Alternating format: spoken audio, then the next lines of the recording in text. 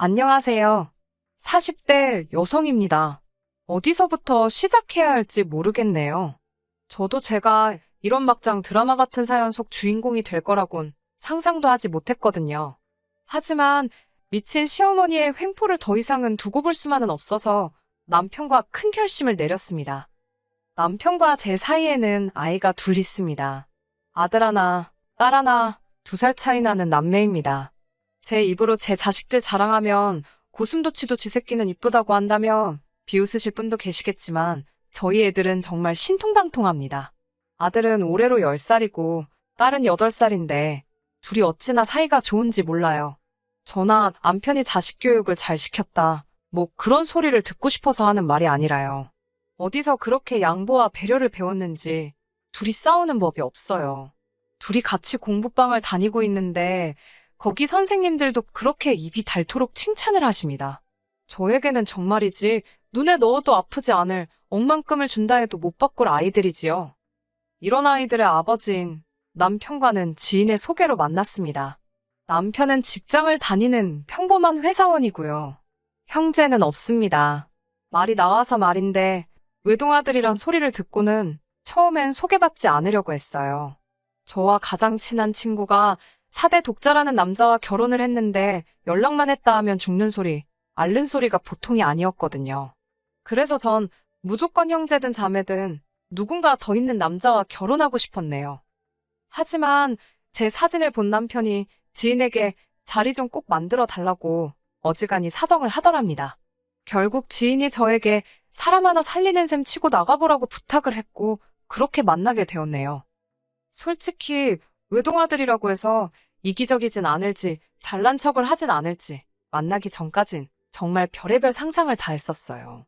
그런데 막상 만나본 남편은 너무 괜찮은 남자였습니다. 어떻게든 저에게 잘 보이려고 전전긍긍하는 모습이 귀여웠고 무엇보다도 카페나 식당에서 직원들을 대하는 태도에 예의가 갖춰져 있었지요. 사실 저한테 잘하는 것도 중요하지만 다른 사람들을 어떻게 대하는지만 보고도 이 사람이 어떤 사람인지 어느 정도 파악할 수 있잖아요.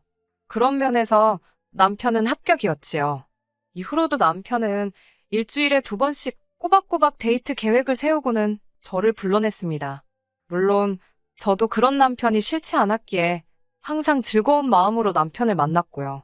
그렇게 저희는 얼마 지나지 않아 사귀는 사이가 되었습니다.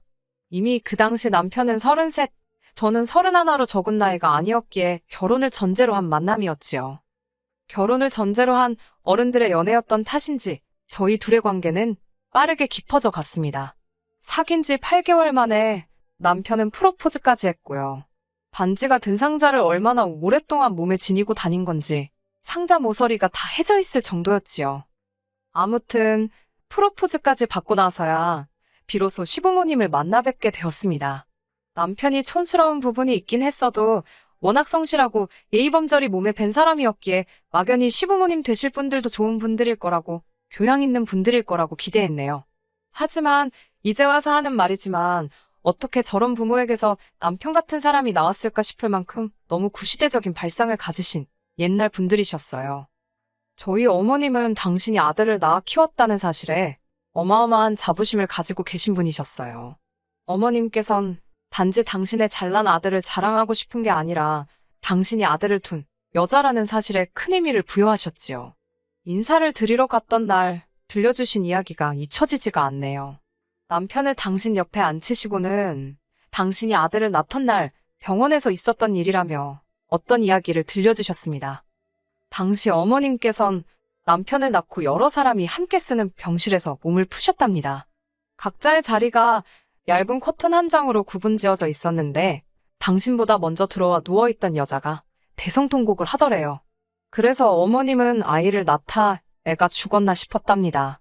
하지만 알고 보니 그 여자는 2번째 출산이었고 또 딸이라서 그렇게 울고 있었던 거라네요. 그 집 시부모님까지 와서 아이고 소리를 해대는데 어머님도 그 여자가 딱 하더랍니다. 차라리 애가 나오다 죽었으면 동정이라도 받지 싶어서요. 그러면서 절 보면서 딸을 둘씩이나 낳았으니 얼마나 박복한 여자냐입니다. 재미있는 이야기도 아니었고 도무지 어떻게 반응을 해야 할지 모르겠더군요. 그도 그럴 것이 저에겐 3살 어린 여동생이 있었으니까요. 게다가 어머님께선 이미 식사 전에 제 가족 관계에 대해서 들으신 상황이었어요. 아무리 하고 싶은 이야기가 있다고 하더라도 듣는 사람을 고려하는 게 정상 아닌가요? 이건 뭐 배려가 없으신 건지 생각이 없으신 건지 어느 쪽이든 나을 건 없었지만요. 정말이지 어머님은 거침이 없으셨습니다. 지금의 저라면 당장이라도 그 자리를 박차고 일어났을 테지만 벌써 10년도 더 된 이야기입니다. 그때만 하더라도 인사드리러 간 자리에서 며느리감이 뛰쳐나간다? 저로서는 상상할 수 없던 일이었어요. 그래도 딴에 기분 나쁜 티는 내보겠다고 어머님께 말씀은 드렸습니다. 지금 하시는 이야기 다른 곳엔 가서 하지 마시라고요. 아마 듣는 사람들 전부 속으로는 어머님이 이상한 사람이라고 욕할 거라 했지요. 그러자 어머님께선 아들 못 낳은 여자들이나 질투하지 아들 있는 여자들은 다 자기 같은 마음일 거라대요. 무식한 어머님 때문에 결혼을 엎어버리자니 남편은 너무 좋은 사람이라서 선택 결정을 내릴 수 없었습니다. 남편은 어머님이 저런 사고방식을 가지고 계신 줄도 몰랐고 그게 큰 문제라는 것도 인식을 못하는 듯 했어요. 그도 그럴 것이 어찌됐건 아들 사랑이 끔찍하셨던 어머님께선 적어도 남편에게는 세상에 하나뿐이자 헌신적이신 어머니셨으니까요. 제가 확실히 결정을 내리지 못하자 남편은 살면서 시부모님을 모시고 살 일도 없을 거고 자기가 저 힘들지 않게 중간에서 처신을 똑바로 할 거라며 자기만 믿고 결혼해달라고 저에게 매달렸습니다. 그리고 실제로 이후로 결혼식에 이르기까지 어머님은 저에게 그 어떤 별난 요구도 하지 않으셨어요. 심지어 남편이 시골리기 전까진 아직 저는 며느리 아니라며 연락처도 알려하지 마시라 했다더군요. 덕분에 결혼 전까지 어머님과 부딪힐 일은 전혀 없었고 무탈하게 결혼식을 치를 수 있었네요. 그렇게 저희는 결혼식을 올렸고 저는 조금씩 어머님께 마음의 문을 열었습니다. 어찌됐건 이젠 한 가족이 되었으니 제가 어머님과 잘 지내는 게 남편 입장에서도 마음이 편하지 않겠어요? 남편이 친정에 워낙 잘하기도 했습니다. 자기가 알아서 안부 전화도 드리고 아버지께 먼저 낚시를 가자거나 산에 가자거나 사실 저희 아버지께서도 아들이 있는 친구분들을 종종 부러워하시긴 했어요. 그래서 저도 제 딴에는 그 아쉬움을 달래드리려고 일부러라도 아버지랑 보내는 시간을 갖곤 했는데 그 역할을 남편이 알아서 도맡아 해주니 고마운 마음이 컸지요. 그리고 남편의 그런 모습을 지켜보고만 있을 수는 없었고요. 다행히 어머님께서는 저의 노력을 알아주신 건 아니지만 딱히 밀어내지도 않으셨고 저는 이렇게 모든 것이 자리를 찾아간다 생각했습니다. 그리고 얼마 지나지 않아 저에게 아기 천사까지 찾아왔지요. 말이 나와서 말인데 이때 약간 양쪽 어른들의 차이를 엿볼 수 있었네요. 친정부모님께서는 태어날 손주도 손주지만 당신 딸 어떻게 되는 거 아닌가 싶어서 전전긍긍이셨습니다. 아들이면 어떻고 딸이면 어떻냐며 제 건강부터 챙기라고 오로지 제 안위만 염려하셨지요. 반면에 시부모님의 반응은 친정과는 사뭇 달랐습니다. 기왕 낳는 거 떡두꺼비 같은 아들 하나 낳으라시며 출산 후 회복을 걱정하는 저에게 여자 몸은 원래 애를 낳으면 더 건강해진다고 신경 쓸 거 없다셨어요. 떡두꺼비라는 단어도 웃겼지만 어쩜 그렇게 며느리 걱정은 하나도 안 해주시는지 서운한 걸 넘어서 섭섭하고 슬프더라고요. 남편은 속으로는 걱정하고 계시는데 표현이 서투르셔서 그런 거라며 마음 쓰지 말라고 절 달랬지만 임신했을 때는 원래 별거 아닌 거에도 예민해지고 서운하잖아요. 그래서인지 지금도 머릿속에 그때 그 모습이 한편의 영화처럼 생생하게 떠오르네요. 아무튼 어머님의 간절한 기도 덕분인지 전 정말로 떡두꺼비 같은 아들을 낳았습니다. 어머님께선 저에게 정말 잘했다며 큰일 했다고 명품백을 선물로 사주셨어요.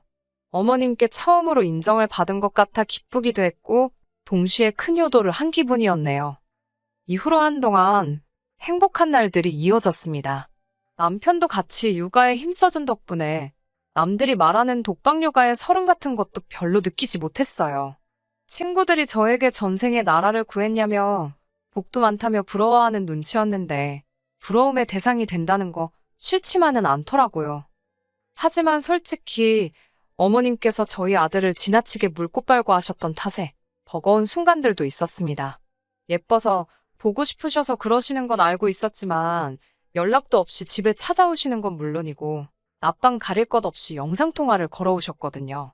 심지어 한 번은 지금도 그때를 생각하면 가슴이 철렁하네요. 제가 둘째를 가졌을 때입니다. 남편이 집에서 아이를 봐주고 저 혼자 병원에 다녀오려던 상황이었는데 남편 회사에 일이 생겨서 일정이 꼬여버렸지요. 남편은 어머님께 혹시 와서 첫째를 잠깐만 봐주실 수 있겠냐 물었고 어머님이 알겠다고 하셨던 모양이에요. 그렇게 어머님께 첫째를 맡기고 병원에 다녀왔습니다. 배뭉침이 심상치 않아서 걱정스러운 마음에 동네에서 원래 다니던 병원이 아닌 큰 병원으로 갔던 게 화근이었을까요? 집에 돌아왔는데 어머님도 아들도 보이지가 않았습니다.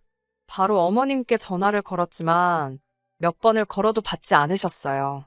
아버님께도 전화를 걸었지만 당신은 받기라 아무것도 모른다 하셨고요. 순식간에 저희뿐만 아니라 친정에서도 난리가 났습니다. 나이 드신 어머님과 이제 두 돌도 안 된 아들이 없어졌으니 어느 누가 제정신일 수 있겠어요? 하지만 이 소동은 4시간 만에 끝이 났습니다. 어머님께서 손자가 너무 예뻐서 자랑하고 싶으신 마음에 데리고 가셨답니다. 택시 타고 당신 사시는 동네로요. 그리고는 평소 당신이 다니시던 문화센터며 이웃집에 속된 말로 순회 공연을 다니셨더군요. 어떻게 두 돌도 안 된 그 어린애를 데리고 그러실 수가 있는지 이해를 할 수가 없었어요. 너무 화가 나고 미쳐버릴 것만 같았습니다. 뱃속의 둘째에게 얼마나 큰 스트레스가 전해질지 안 봐도 뻔했지요. 저는 울고불고 남편에게 2번 다시 어머님께 애 안 맡긴다고 악을 썼습니다. 친정 부모님께서도 사돈이 너무 하셨다며 한마디 하시더라고요. 그러자 어머님께선 할머니가 손자 이뻐하는 게 이렇게 욕먹을 일이냐며 억울하다 하셨습니다. 그래도 현장에 와 있던 경찰까지 다른 게 유괴가 아니고 이것도 유괴라고 2번 다시는 이러지 마시라고 어머님께 한마디 하니까 좀 잠잠해졌지만요. 이후로 한동안 어머님과 부딪히는 일 없이 지냈습니다. 정확히 말하자면 왕래를 최소화했기 때문에 부딪힐 기회가 거의 없었다고 하는 게 정확하겠네요. 명절이나 어버이날처럼 특정한 때에만 반드시 남편과 함께 찾아뵈었습니다. 제사라던가 생신이라던가 어쩔 수 없이 며느리 도리를 해야 할 때를 제외하곤 발길을 끈다시피 했지요. 어머님께서 아들을 보고 싶어 하실 때면 주말에 남편이 데리고 가는 시기였습니다. 사실 어머님께서도 손자만 보여주면 며느리 너까짓 건 어째도 좋다는 시기셨고 저도 남편과 어머님 사이를 아예 끊어놓겠다는 심정은 아니었기 때문에 이렇게 지내는 데 있어 별다른 문제는 없었어요. 그러다 다시 시댁에 오가게 된 건 둘째가 어느 정도 자랐을 무렵부터입니다.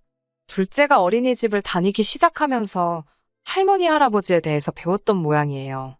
하루는 제게 왜 맨날 아빠는 오빠만 데리고 할머니 댁에 가냐고 자기는 언제 데려가냐고 물었습니다.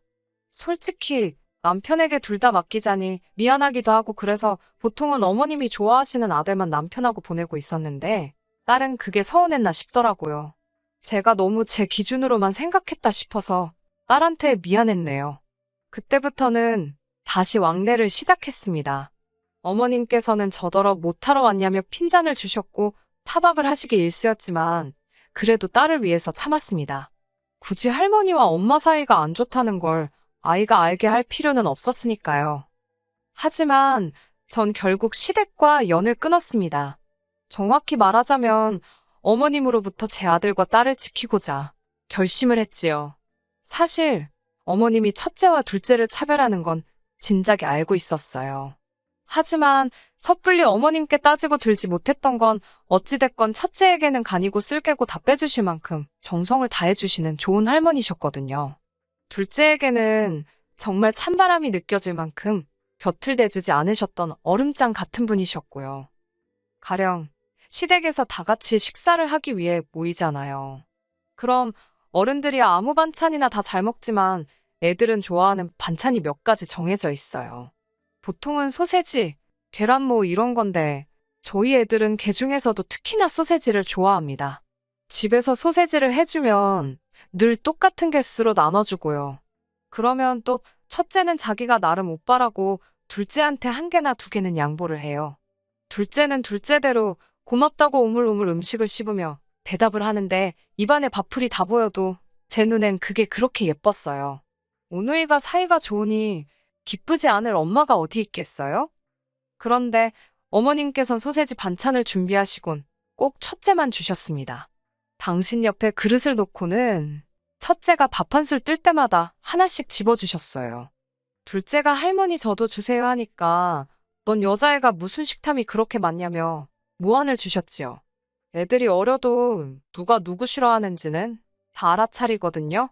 할머니가 둘째를 미워한다고 생각했는지 첫째가 삐져서는 그 좋아하는 소세지를 더는 안 먹더라고요. 첫째도 나름대로 속이 있는 거였지요. 이뿐만이 아닙니다. 걸핏하면 말투 가지고, 앉아있는 자세 가지고, 하다못해 생리현상 가지고, 솔직히 10살도 안 된 애가 실수를 안 하는 게 이상한 거 아닌가요? 그런데 꼭 같은 실수를 해도 딸한테만 그렇게 구박을 하셨습니다. 차라리 엄마인 저한테 뭐라고 하시면 좋겠는데, 그것도 아니고 애한테 뭐라고 하시니까. 결국 언젠가부터 첫째고 둘째고 안 데려가게 되었습니다. 남편에게도 못 데려가게 했어요. 애들 교육이 안 좋다고, 이거 정서적 학대라고.